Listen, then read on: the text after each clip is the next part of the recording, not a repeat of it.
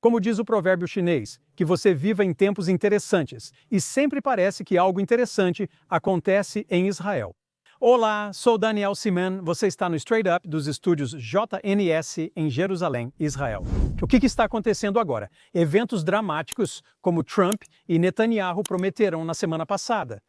O que sabemos até agora é o seguinte: as reuniões em Sharm el-Sheikh, que começaram na semana passada, resultaram em um acordo sobre a primeira fase da proposta de Trump. O Hamas vai libertar até este domingo os 20 reféns israelenses vivos, todos de uma só vez. O Hamas também vai liberar os corpos dos 28 reféns assassinados até segunda-feira. A partir de agora, 4 toneladas extras de alimentos entrarão diariamente em Gaza por 7 pontos, inclusive pela fronteira de Rafah, com o Egito. Um cessar-fogo vai prevalecer. O Hamas vai depor e entregar suas armas. Depois que isso for feito, Israel se retira das áreas em Gaza até o parâmetro predeterminado, não se retirando completamente, mas para uma área fora de onde está atualmente. Israel libertará 2.000 terroristas assim que isso ocorrer. Os nomes ainda não foram definidos. Depois iniciam as conversas sobre como cumprir os demais elementos da proposta. O desmantelamento total do Hamas e de suas capacidades militares. Quem vai controlar a área? Como vai acontecer a reconstrução de Gaza? Como os habitantes de Gaza poderão sair e qual será seu destino? Essas questões ainda devem ser tratadas. Além disso, a questão da autodeterminação palestina e o futuro de um possível Estado também precisam ser negociados. Há condições para cada uma dessas questões que devem ser cumpridas e que Israel já aceitou. Agora sabemos que Trump também visitará Israel para discursar no Knesset na próxima semana. Acredito que ele também visitará áreas próximas à faixa de Gaza, comunidades judaicas e israelenses, atacadas em 7 de outubro há 2 anos. É importante ressaltar aqui que Israel deixou absolutamente claro que o Hamas será completamente desarmado e que seus líderes deverão deixar a faixa de Gaza. Os principais terroristas e aqueles envolvidos nas atrocidades de 7 de outubro não serão libertados. A autoridade palestina, nas condições atuais, não estará envolvida em Gaza, e não haverá um Estado palestino sendo considerado de nenhuma forma neste momento, até que eles cumpram os critérios estabelecidos pelos Estados Unidos na proposta de Trump. Enquanto isso, o terrorismo persiste. Hamas ainda tenta matar israelenses. 9 tentaram sequestrar soldados israelenses em Gaza ontem à noite, atacaram uma posição e foram mortos. Na noite passada, na Judéia e Samaria, membros do Hamas tentaram atacar soldados israelenses. Essas coisas ainda acontecem. As nações árabes, que na semana passada falaram sobre criar uma força muçulmana do tipo OTAN, desistiram dessa ideia. A União Europeia, de repente, decidiu congelar os esforços que estavam planejando para boicotar Israel. O Ocidente, em crise existencial, prova que seus discursos em Nova York há um mês foram apenas teatro político, sem substância. É o equivalente diplomático a usar uma kefia, um sinal vazio de virtude. E de repente ninguém mais fala sobre a fome e o genocídio em Gaza. É simbólico que a libertação dos reféns ocorra na véspera de Simchat Torah, data que marcou o início da guerra há 2 anos. E isso pode, potencialmente, trazer um fim à guerra após 2 anos. Israel pagou um preço elevado na guerra iniciada há mais de 2 anos. Mais de 900 membros das nossas Forças Armadas morreram em combate. Esta é nossa maior geração, cuja convicção, determinação e sacrifício nos permitiram chegar onde estamos hoje. Isso já é um grande feito para Israel. Durante anos no governo disseram que não podemos conduzir uma guerra longa, só por 2 ou 3 semanas, talvez um mês. Nosso exército não consegue sustentar uma guerra longa, certamente por meses. Já estamos nisso há 2 anos. Nos disseram que o público israelense, embora em cada uma das rodadas que começaram em Gaza desde a retirada da faixa de Gaza em 2005, houve 19 rodadas. Toda vez, os cidadãos do sul de Israel deixaram muito claro para o governo que querem que o governo acabe com isso, que não estão mais dispostos a viver sob ameaça terrorista e fogo de mísseis. Mas Israel sempre sentiu que não podia, devido à pressão internacional e à impossibilidade dos militares sustentarem uma guerra longa. Essa geração mostrou que os militares podem, A população em Israel apoiou suas declarações antes de dizer ao governo que podemos aguentar e suportar uma guerra de longo prazo assim. E ainda existe pressão internacional. Já falei nos meus programas que preferimos ser desprezados pelo mundo a vê-los lamentando a morte dos nossos filhos. Isso ocorreu em 7 de outubro e não se repetirá enquanto pudermos controlar. O acordo é o auge, pelo menos por enquanto, de mudanças tectônicas que vêm acontecendo ao longo do último ano.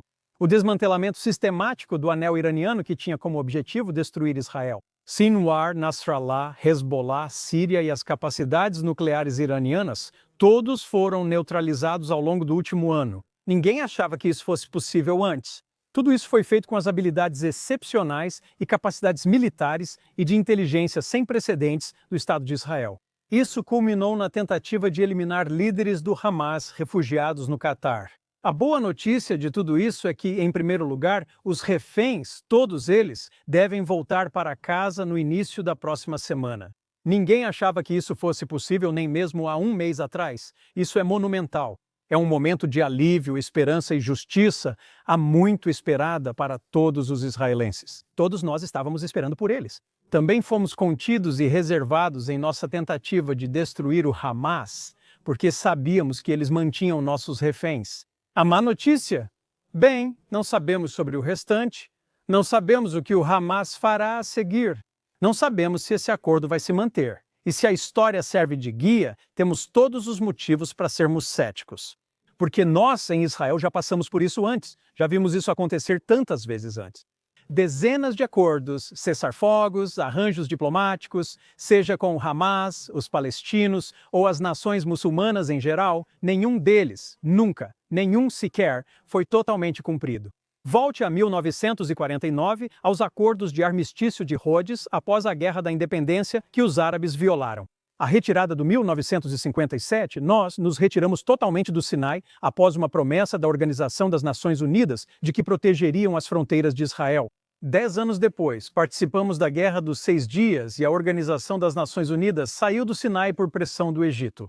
O Egito violou os acordos de Camp David, assinados para a paz com ele. Um ponto do acordo é a exigência de Netanyahu para que o Egito retire as forças enviadas ao Sinai nos últimos anos. A Resolução 1701 da Organização das Nações Unidas, de mais de 10 anos atrás, determinou que o Hezbollah não estaria em áreas ao longo da fronteira com Israel.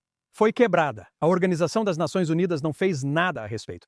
Todos os nossos acordos e ações cumpridas por Israel foram violados pelos inimigos. Vamos supor, só para argumentar, que desta vez é diferente. Que o Hamas cumpra sua palavra, que os árabes garantam que o Hamas cumpra sua palavra, que os reféns realmente voltem para casa, que o desarmamento do Hamas comece e que o plano de paz avance. E depois? O que acontece quando Trump sair do cargo em 3 anos? Quem verifica se os árabes continuam cumprindo a parte deles nesse acordo e se isso não faz parte do jogo islâmico da Taqiyya? Porque não se engane, esse acordo, esse momento, essa esperança frágil, tudo isso foi construído com base na presença de Trump, sua influência, sua imprevisibilidade, sua disposição de redesenhar o mapa e expor o jogo duplo que os árabes estão jogando. Mas o que acontece quando ele não estiver mais na sala? Quando a próxima administração assumir? Isso pode acontecer em até 3 anos. Talvez uma administração com outra visão de mundo, prioridades e tolerância ao risco diferentes. O plano vai sobreviver? A pressão vai se manter? Ou vamos voltar ao mesmo ciclo de apaziguamento, negação e teatro diplomático? Isso não é só sobre hoje. Também trata do amanhã e do futuro. Se o mundo está pronto para encarar o islamismo político, a duplicidade de líderes e o custo de fingir que se constrói paz sobre ilusões. Sobre Netanyahu, se seus críticos estiverem certos e ele realmente só pensar em si, certamente entende uma coisa. Esta guerra é o seu legado. O 7 de outubro está gravado na linha do tempo de sua liderança. Um evento que a história não vai ignorar. Mas o que aconteceu depois de 7 de outubro e nos últimos 2 anos é algo completamente diferente. A transformação de Israel em uma potência regional, uma nação que não apenas defende suas fronteiras, mas também remodela as dinâmicas globais. Esse é o legado que ele está construindo agora. Não se trata mais apenas da sobrevivência de Israel. Trata da nossa influência e de mudar as regras. E parte desse legado é a recusa dele em aceitar velhas certezas. A ideia de que o Hezbollah será sempre uma ameaça no Líbano e Síria e que Israel deve sempre se defender. Essas suposições estão sendo destruídas agora. Tudo começou com o ataque no Catar. A doutrina de Netanyahu é de ruptura, de redefinir o que Israel é capaz e o que é possível fazer. Independente de admirar Netanyahu, essa mudança é inegável.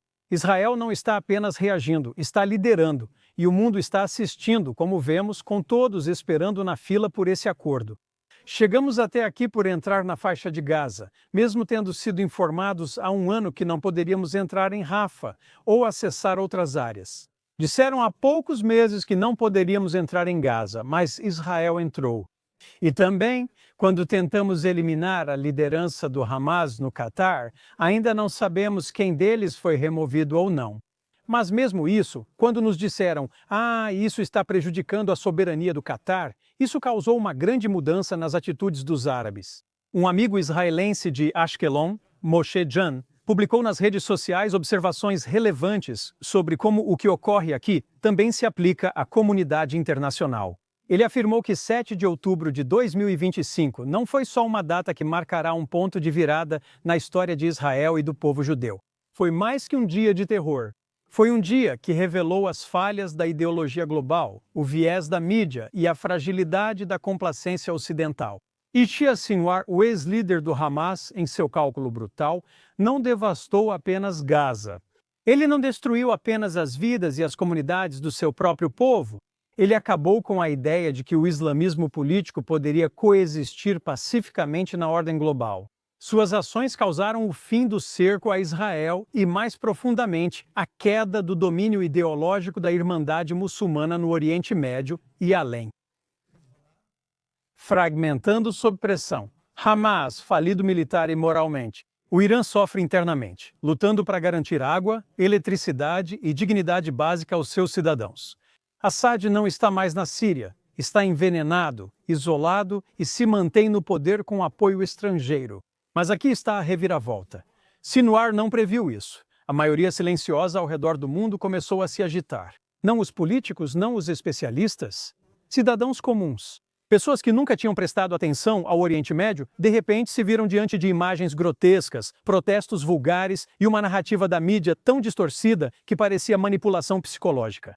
E não foi só indignação. O público e o mundo sentiram o mesmo nojo que muitos em Israel. Moshe Jon segue em sua postagem. Nos Estados Unidos, cidadãos despertaram para uma nova realidade. Seus países eram remodelados por ondas de imigração que impunham costumes, não promoviam integração. Culturas que rejeitam valores liberais, que glorificam a violência, que não buscam se juntar, mas substituir. O resultado, ele escreve, é uma onda de identidade nacional, queda na tolerância à violência ideológica e pressão para governos repensarem imigração, ajuda externa e suposições que há décadas orientam a política ocidental.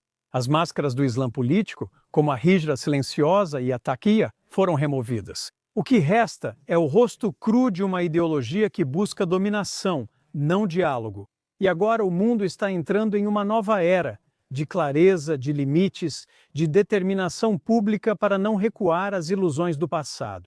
Para Israel, a missão é muito clara após esta guerra. Continuar expondo o jogo duplo do islamismo político.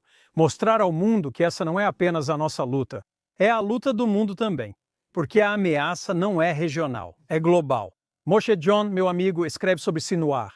Ele diz que Sinwar não é apenas o arquiteto da ruína de Gaza. Ele é o homem que desencadeou esse despertar global, o colapso do domínio ideológico, o desastre de 2023 e o acerto de contas que agora varre os continentes. Então, como você pode ver claramente pelo que ele diz, isso não é apenas um evento israelense, é um evento que afeta todos nós. Isso está claro para nós em Israel desde o início, há 2 anos. O que vem a seguir, e agora? Garantir que o acordo continue e que Hamas e nações árabes cumpram seus compromissos. E isso vindo do mesmo mundo que sabe exigir rapidamente de Israel. Quanto a Israel, podemos esperar agora que, com sorte, uma vez que os reféns sejam libertados, haverá conversas sobre a realização de eleições. Antes das eleições, teremos a chance de lamentar nossos mortos. Não só os reféns que serão devolvidos, mas também os mais de 900 soldados israelenses e suas famílias devastadas. Agora realmente podemos, porque talvez saibamos que a guerra acabou, que temos tempo para pensar em todas as perdas, valorizar o que nos foi dado aqui, valorizar a vida que temos em Israel e lamentar aqueles soldados que caíram em batalha. Vamos seguir em frente, provavelmente debatendo como sempre. Parece ser muito comum na sociedade israelense continuar discutindo, e certamente se formos para eleições. Mas também vamos ter que abordar e finalmente investigar algo que muitos de nós, como eu, não achávamos necessário enquanto a guerra estava acontecendo, porque precisávamos manter o foco nessa guerra e em como derrotar nosso inimigo. Então, depois que concluirmos isso, é muito importante investigar como chegamos até aqui. Como tudo o que aconteceu em 7 de outubro aconteceu, como a ideia falhou, como o Estado de Israel falhou em seu objetivo mais importante: proteção do povo judeu israelense em sua terra natal, Israel. Este país falhou em seu papel e tarefa mais importantes, e isso precisa ser abordado, seja por complacência ou pela cooperação de alguns indivíduos que esperavam que isso derrubasse um governo devidamente eleito democraticamente em Israel. Essas questões ainda precisam ser abordadas e você vai vê-las. Mas antes disso, temos a próxima semana para nos alegrar, para sermos gratos, para ver as famílias finalmente abraçando seus filhos, sem termos certeza de que eles voltariam para casa vivos. Também expressar nossa solidariedade àqueles que já sabem há muito tempo que seus entes queridos não estão vivos, e ainda assim agora têm os corpos para serem enterrados. Temos que ficar atentos para garantir que nosso governo não vacile, não ceda à pressão internacional, porque sempre é fácil colocar pressão sobre Israel. Sempre é fácil dizer aos judeus: façam mais algumas concessões. Chega de concessões. Isso está claro para nosso governo. Netanyahu não será contrariado. Você não vai ver isso. A mídia internacional vai tentar te dizer e te explicar que é isso que está acontecendo. Não, ele está fazendo o que o público israelense quer que ele faça. Queremos que o Hamas seja responsabilizado e que países árabes cumpram seus compromissos. Ou seja, o que queremos é que o Hamas não represente mais uma ameaça para os civis israelenses em todo o Israel, não apenas no sul do país. Que os países árabes entendam que precisam conviver conosco. Eles podem não gostar e nós também não gostamos de conviver com eles. Mas nós convivemos com eles. Nós não representamos uma ameaça para eles. Com certeza, daqui para frente, vamos dificultar muito para eles se continuarem tentando destruir Israel. Essa é para nós a lição de 2 anos atrás. O povo israelense saiu disso mais determinado, mais focado no que precisa ser feito para proteger nossos filhos no futuro. Se o mundo não gostar, vocês têm problemas maiores. Obrigado por estarem conosco hoje. Espero que a visão mais otimista que temos para a próxima semana se concretize e que possamos abraçar nossos reféns. Tenham um feriado feliz. Simchat Torah este ano será de gratidão. Muito obrigado. Sou Daniel Siman e você assiste ao Straight Up na JNS Televisão.